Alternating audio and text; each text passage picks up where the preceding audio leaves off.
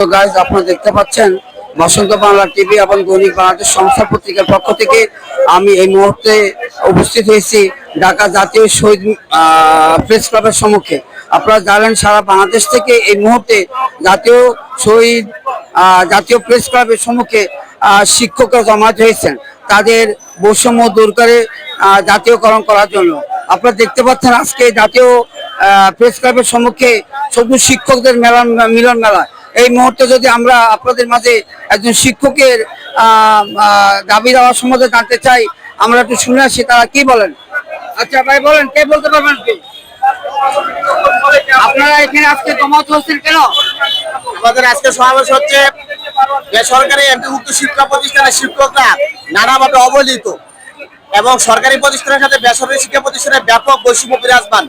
এই বৈষম্য নিরসন করে বেসরকারি এমপিভুক্ত সকল শিক্ষা প্রতিষ্ঠানকে একযোগে জাতীয়করণ করতে হবে। এছাড়া বেসরকারি শিক্ষা প্রতিষ্ঠানকে সরকারি নিয়মে বাড়ি ভাড়া প্রদান করতে হবে, চিকিৎসা ভাতা প্রদান করতে হবে, অন্যান্য ভাতাগুলো নিশ্চিত করতে হবে। এছাড়া বেসরকারি শিক্ষা প্রতিষ্ঠান শিক্ষকদের পক্ষে জীবনযাপন করা এবং শিক্ষা কার্যক্রম চলে যাওয়া প্রায় অসম্ভব হয়ে পড়েছে। তাই আমরা চাই বর্তমান গভর্নমেন্ট যাতে অনতিবিলম্বে বেসরকারি শিক্ষা প্রতিষ্ঠানকে জাতীয়করণ হিসেবে ঘোষণা দেয়। আপনাদের কাঙ্ক্ষিত আশা কি? অনতিবিলম্বে আপনাদের দাবি কি পূরণ করার সম্ভাবনা আছে মনে করেন?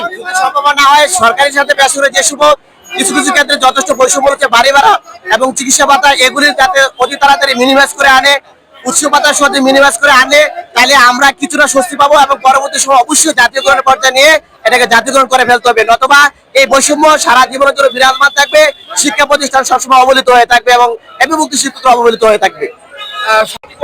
আচ্ছা, আপনারা আজকে শিক্ষক সমাজ, যেখানে সাধারণ মানুষ মনে করে বাংলাদেশে যদি কোন শিক্ষিত জাতি থেকে থাকে এবং নির্ভুল শুদ্ধ জাতি থেকে থাকে, সেটা হলো শিক্ষক জাতি, শিক্ষক সমাজ। সেই শিক্ষক সমাজ আজকে পথে কেন? শিক্ষক সমাজ তো পথে নামার কথা ছিল না, আজকে কেন পথে নেমে এসেছেন? আপনার দৃষ্টিতে আপনার দৃষ্টিতে বসন্ত বাংলা টিভি এবং দৈনিক বাংলাদেশ সংস্থা পত্রিকায় একটু বলবেন। আমরা এসেছি ব্রাহ্মণবাড়িয়া জেলা নবীনগর উপজেলা থেকে। আপনারা জানেন আমরা দীর্ঘদিন যাবৎ এই আমাদের শিক্ষকদের ন্যায্য দাবি আদায়ের লক্ষ্যে আমরা সংগ্রাম আন্দোলন চালিয়ে যাচ্ছি। সরকার আমাদেরকে কথা দিয়েও আমাদের এই দাবি বাস্তবায়ন করছে না। আপনারা জানেন সর্বোচ্চ ডিগ্রি অর্জন করেও একজন শিক্ষক উচ্চ শিক্ষিত হয়েও তার বেতন মাত্র 12,500 টাকা।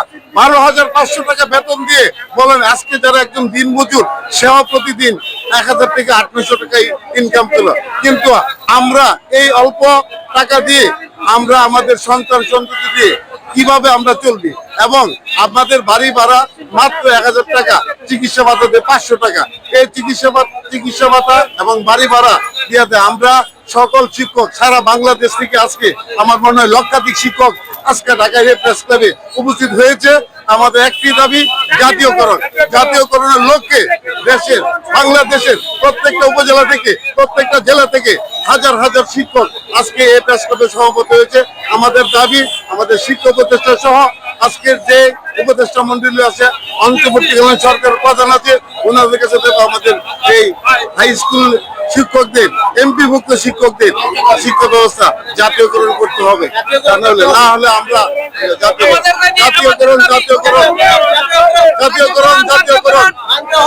আজকে এখানে যে জমায়েত হয়েছেন, আমরা মুখ্যমন্ত্রী আপনাদের আসল বিষয়বস্তু জানতে পেরেছি। আপনার মাধ্যমে শুধু জানতে চাই যে শিক্ষক সমাজকে পুলিশিত না করে বর্তমান সরকার শিক্ষকের প্রতি সুদৃষ্টি কামনা কিভাবে করতে পারে, আপনার সার্কুলারটা আমাদের জানতে চাচ্ছি। ধন্যবাদ। আমরা শিক্ষক সমাজ রাস্তায় নামার কথা ছিল না, কিন্তু দীর্ঘ 53 বছর 54 বছরের পরেও শিক্ষক সমাজের দীর্ঘদিনের দাবি, মনের আকুতি কেউ শুনে নাই। আজকে লক্ষাধিক শিক্ষক সমাজ, এমপিভুক্ত শিক্ষক সমাজ আমরা রাস্তায় নেমেছি। একটাই দাবি, সারা বাংলাদেশে শিক্ষক, বেসরকারি শিক্ষক এবং সরকারি শিক্ষকের মধ্যে যে বৈষম্য, বাড়ি ভাড়া 45% আমাদেরকে দেওয়া হচ্ছে না। আমাদের মেডিকেল ভাতা, ন্যূনতম একটি মেডিকেল ভাতা দেওয়া হয় যেটি হাস্যকর, বাড়ি ভাড়া হাস্যকর।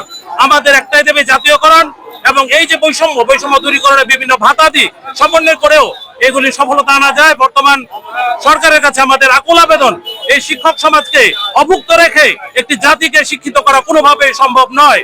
সুতরাং এই দাবিটি অন্যায্য অবশ্যই নয়, ন্যায্য দাবিটি আমরা আশা করছি যে আমাদের, এবং অবসরকালীন যে ভাতা 3 বছর, আজকে আপনারা জেনে অবাক হবেন যে 3 বছর পরে একটি শিক্ষক রিটায়ারমেন্টে যাওয়ার 3 বছর পরে তার অবসর ভাতা এবং কল্যাণ ভাতা পাওয়া যাবে কিনা তাও সন্দেহ, পাওয়া যাচ্ছে না। সেটি 3 মাসের মধ্যে, ন্যূনতম 3 মাসের মধ্যে অথবা 6 মাসের মধ্যে অবসরকালীন ভাতা, এবং কেউ নিহত হলে, আহত হলে তাকে ন্যূনতম অনুদান, ন্যূনতম প্রণোদনা কিছুই দেওয়া হয় না।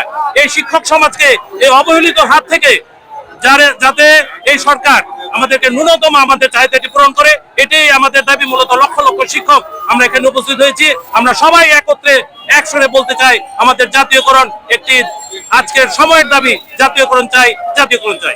আমাদের দাবি, আমাদের দাবি, আমাদের দাবি, আমাদের দাবি। সম্মানিত কাজ আপনারা শুনতে পারলেন একজন শিক্ষকের তার মনের প্রাণান্ত হৃদয় নিয়ে কথা। শিক্ষক জাতির বিবেক, শিক্ষক যেখানে শিক্ষা দান করে আমরা পূর্ব প্রজন্ম এবং বর্তমান অতীত প্রজন্ম এবং পূর্ব প্রজন্ম কখনো উচ্চশিক্ষা আহরণ করতে পারবে না। সেই শিক্ষকরা আজকে তাদের ভারাক্রান্ত হৃদয় নিয়ে তাদের দাবি দাবা আদায় করার জন্য এই শিক্ষক সমাবেশে ডাক দিয়েছেন। তারা উদয়কণ্ঠে বর্তমান সরকার, যিনি রাষ্ট্রের প্রধান উপদেষ্টা ডক্টর ইউনূস সাহেবের কাছে এবং শিক্ষা মন্ত্রণালয়ের কাছে উদাত্ত আহ্বান করছেন অনতি বিলম্বে বৈষম্য দূর করে তাদেরকে যেন জাতীয়করণ করা হয়, আর করে শিক্ষা সমাজকে একটি সুন্দর সুশৃঙ্খল পরিবেশে ফিরিয়ে নেওয়া হয়। আবার আমরা একসময় আপনাদের মাঝে অন্য একটা আলোচনায় এসে আপনাদের মাঝে আবার আসার চেষ্টা করব। বসন্ত বাংলা টিভি এবং দৈনিক বাংলাদেশ সংস্থা পত্রিকার পক্ষ থেকে আমি জসিমউদ্দিন চৌধুরী, জাতীয় প্রেস ক্লাব, ঢাকা।